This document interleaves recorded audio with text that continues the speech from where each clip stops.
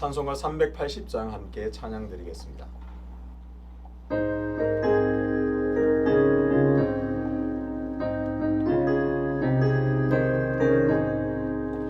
나의 생명 되신 주, 주님 앞에 나아갑니다. 주의 흘린 보혈로 정케하사 받아주소서. 날마다 주를 찬송하겠네. 주의 사랑 줄로서 나를 굳게 잡아매소서. 괴로운 세상 지낼 때 나를 인도하여 주소서. 주를 믿고 나가면 나의 길을 잃지 않겠네. 날마다 주를 찬송하겠네. 주의 사랑 줄로서 나를 굳게 잡아매소서. 세상 살아갈 때에 주를 더욱 사랑합니다.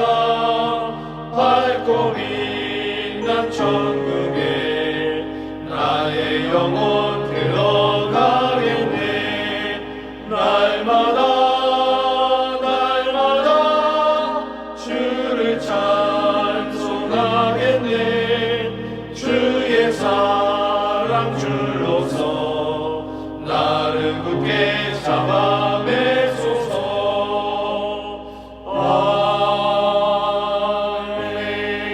아멘. 함께 기도하겠습니다.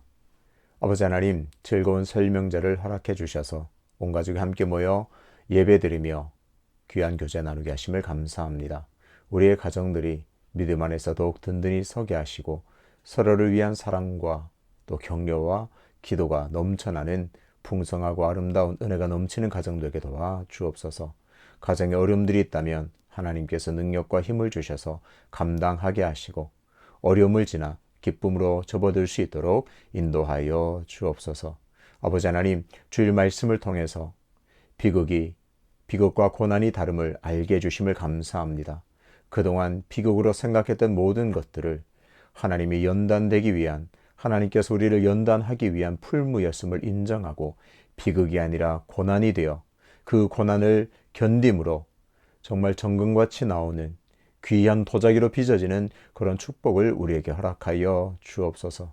예수 그리스도가 십자가에서 고난받음 같이 우리에게 주어진 귀한 고난의 길을 걸어갈 때에 하나님께서 주시는 더 큰 성장과 또 믿음의 진보와 또 우리의 모든 삶과 모든 신앙이 연단되어 정말 하나님의 기쁨 되는 삶이 될 수 있도록 인도하여 주옵소서.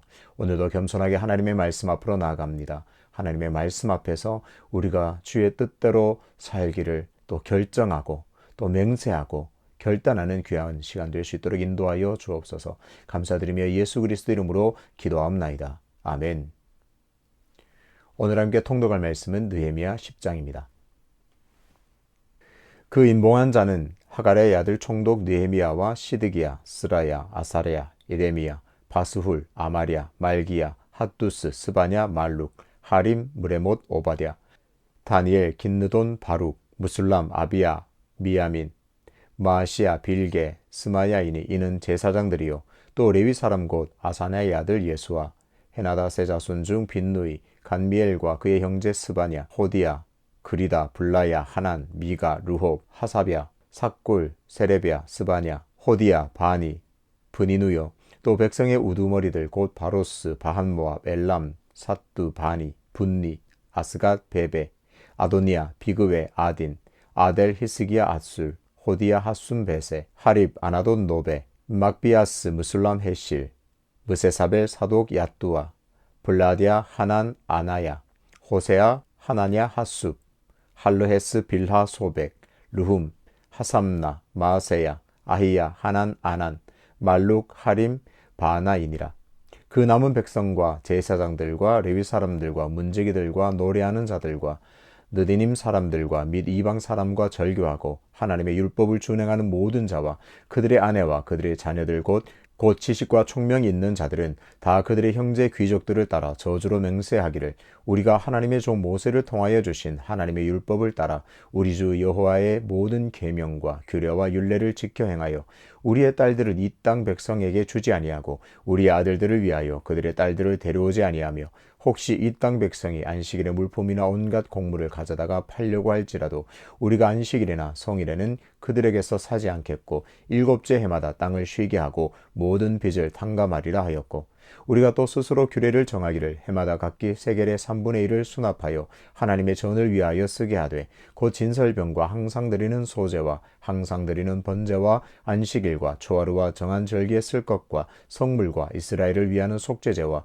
우리 하나님의 전의 모든 일을 위하여 쓰게 하였고 또 우리 제사장들과 레위 사람들과 백성들이 제비 뽑아 각각 종족대로 해마다 정한 시기에 나무를 우리 하나님의 전에 바쳐 율법에 기록한 대로 우리 하나님 여호와의 제단에 사르게 하였고 해마다 우리 토지 소산의 만물과 각종 과목의 첫 열매를 여호와의 전에 드리기로 하였고 또 우리 맏아들들과 가축의 처음 난 것과 소와 양의 처음 난 것을 율법에 기록된 대로 우리 하나님의 전으로 가져다가 우리 하나님의 전에서 섬기는 제사장들에게 주고 또 처음 익은 밀의 가루와 거제물과 각종 과목의 열매와 새 포도주와 기름을 제사장들에게로 가져다가 우리 하나님의 전에 여러 방에 두고 또 우리 산물의 11조를 레위 사람들에게 주리라 하였나니 이 레위 사람들은 우리의 모든 성읍에서 산물의 11조를 받는 자임이며 레위 사람들이 11조를 받을 때에는 아론의 자손 제사장 한 사람이 함께 있을 것이요 레위 사람들은 그 11조의 10분의 1을 가져다가 우리 하나님의 전곡간에 여러 방에 두되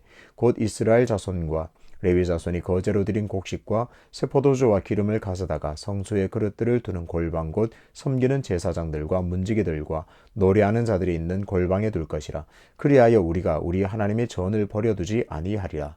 아멘. 말씀대로 살기로 맹세하다라는 제목으로 말씀을 전하겠습니다. 이스라엘 백성들은 성전과 성벽 재건을 완성했습니다.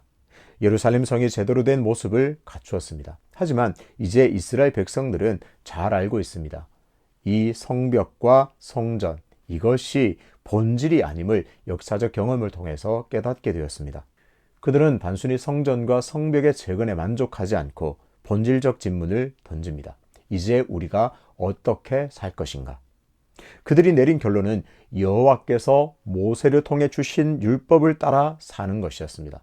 이제 성전과 성벽을 잘 재건했는데 여기서 우리가 할 일 다 했구나, 이제 끝이구나, 이게 아니라 그러면 이제 성전과 성벽 재건 후에 어떻게 살 것인가? 그에 대한 질문, 그에 대한 해답은 여호와께서 모세를 통해 주신 율법대로 사는 것이었습니다. 성전이 있으니 망할 일 없다고 생각했던 그들은 포로민의 경험을 통해서 본질이 빠진 성전은 무의미함을, 비싼 값을 치르고 깨닫게 되었습니다. 그래서 백성들은 성전과 성벽 재건 후에 이제 본질적인 측면에서 어떻게 구체적으로 살아야 할 것인지를 맹세합니다. 하나님 그래서 이제 하나님의 백성답게 우리가 이렇게 살겠습니다. 율법을 따라 구체적으로 살겠습니다. 맹세합니다. 1절부터 등장하는 명단은 바로 그렇게 여호와께서 모세를 통해 주신 율법대로 살기로 맹세한 자들의 이름입니다. 맹세에 참여한 부류는 아주 다양했습니다. 제사장, 레위 사람, 성전 문지기, 노래하는 사람, 성전 막일꾼, 아들, 딸들, 알아들을 지식이 있는 이들, 귀족 형제들이었습니다. 그야말로 다양한 부류의 사람들이 율법을 따라 사는 일에 기꺼이 맹세하고 서명했습니다. 28절부터는 그들이 구체적으로 어떻게 율법대로 살 것인가를 보여주고 있습니다. 첫 번째는 자녀들을 더 이상 이방인과 결혼시키지 않겠다고 굳게 맹세했습니다. 30절을 보겠습니다.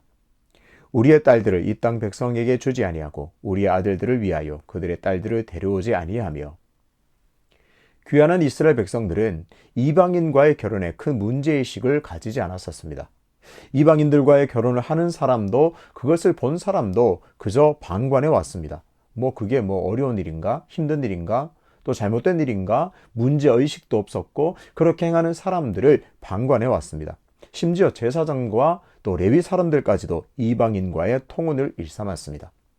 이방인들과의 결혼은 하나님의 백성이라는 정체성과 동시에 거룩한 백성이라는 이 신앙의 순수성을 심각하게 공격하는 것이 됩니다. 이제 이들은 하나님의 백성답게 오직 여호와만을 섬기는 신앙의 순수성을 고수하기 위해서 이방인과의 결혼을 철저하게 금할 것을 맹세했습니다. 두 번째는 안식일에 관한 율법을 철저히 지킬 것을 맹세했습니다.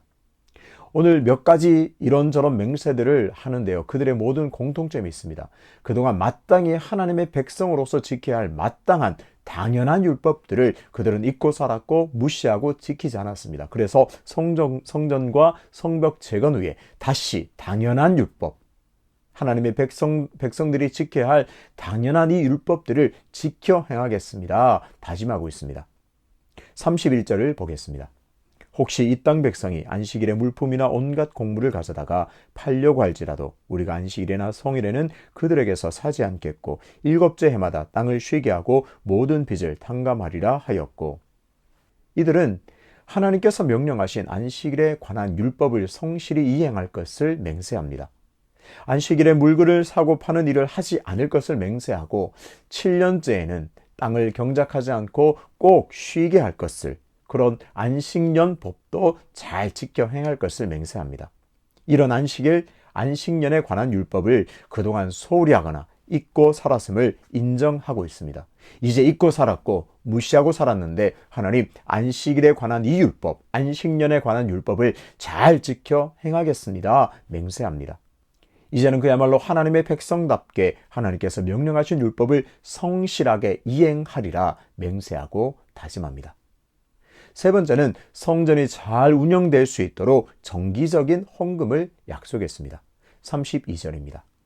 우리가 또 스스로 규례를 정하기를 해마다 각기 세겔의 3분의 1을 수납하여 하나님의 전을 위하여 쓰게 하되, 백성들은 매년 한 사람당 3분의 1 세겔씩 성전에 들여놓기로 약속했습니다.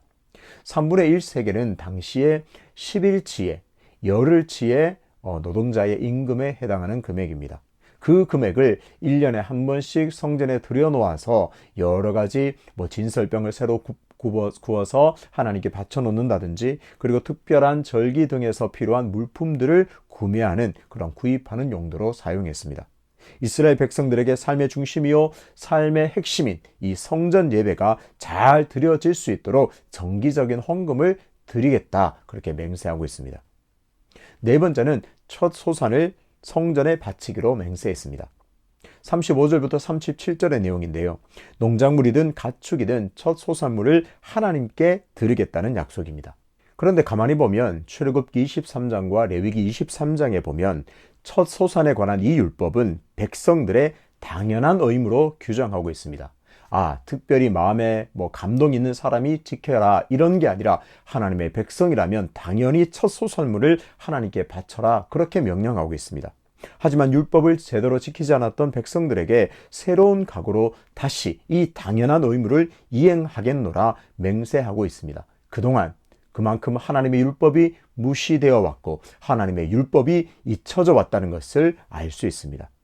다섯 번째는 레위 사람들이 성읍을 돌아다니며 11조를 거두게 했고, 또 여섯 번째로 성전 창고가 비지 않도록 꾸준히 헌물을 채울 것을 맹세했습니다.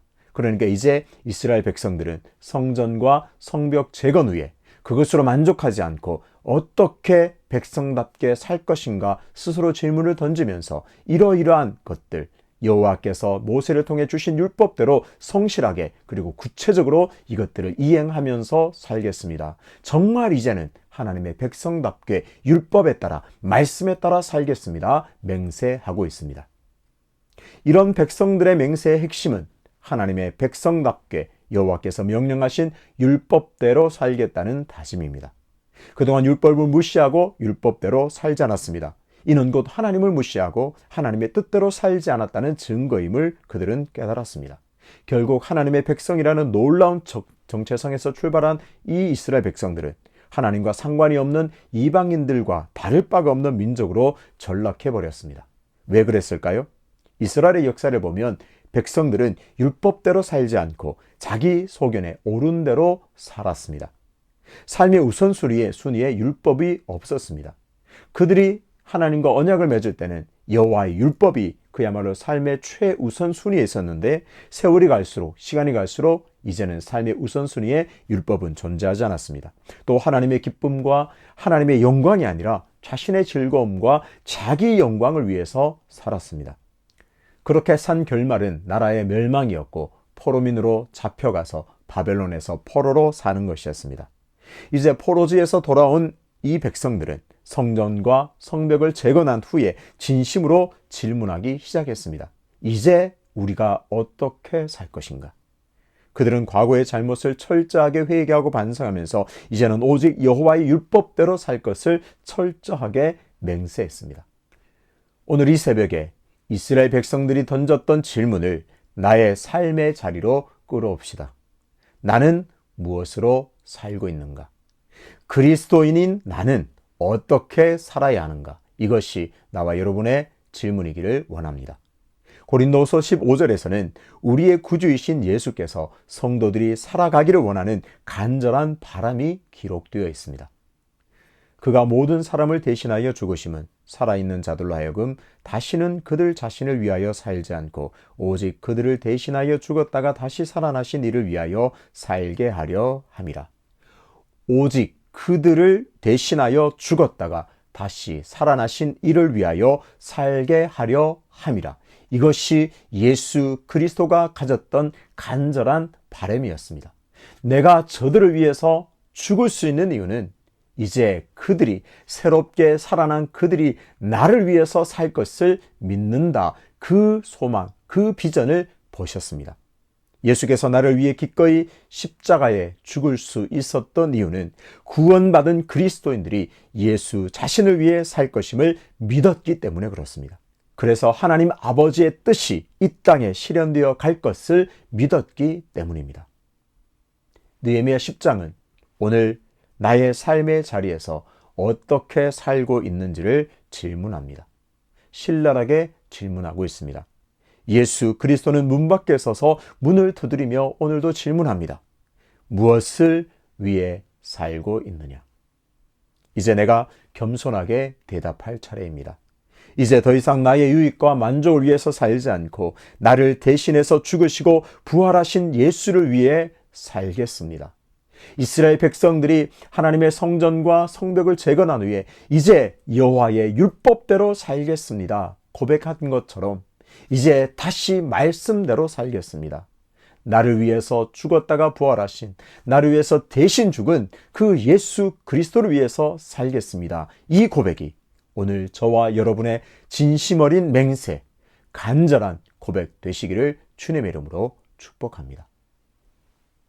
아버지 하나님, 본질이 사라진 성전은 아무 의미가 없음을 귀환한 이스라엘 백성 공동체는 깨달았음을 봅니다. 이제 성전과 성벽 재건 후에 우리가 어떻게 살 것인가?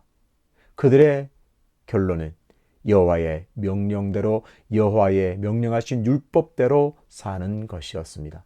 하나님, 이스라엘 백성들처럼 오늘 내가 선 모든 자리에서 내가 다시 하나님의 말씀대로 살리라 다짐하는 인생 되게 도와 주옵소서. 그래서 나를 위해 기꺼이 죽으신 예수를 위해 사는 삶이 내 삶에 다시 회복되는 은혜를 허락하여 주옵소서. 그래서 나의 삶의 걸음걸음에 하나님의 뜻이 이루어지고 내 삶의 걸음의 흔적들마다 예수의 기쁨이 번져나가는 그런 복된 삶이 될 수 있도록 인도하여 주옵소서. 연하여 주님 가르치신 기도로 기도하오니 하늘에 계신 우리 아버지, 아버지의 이름을 거룩하게 하시며 아버지의 나라가 오게 하시며 아버지의 뜻이 하늘에서와 같이 땅에서도 이루어지게 하소서. 오늘 우리에게 일용할 양식을 주시고 우리가 우리에게 잘못한 사람을 용서하여 준 것 같이 우리 죄를 용서하여 주시고 우리를 시험에 빠지지 않게 하시고 악에서 구하소서. 나라와 권능과 영광이 영원히 아버지의 것입니다. 아멘.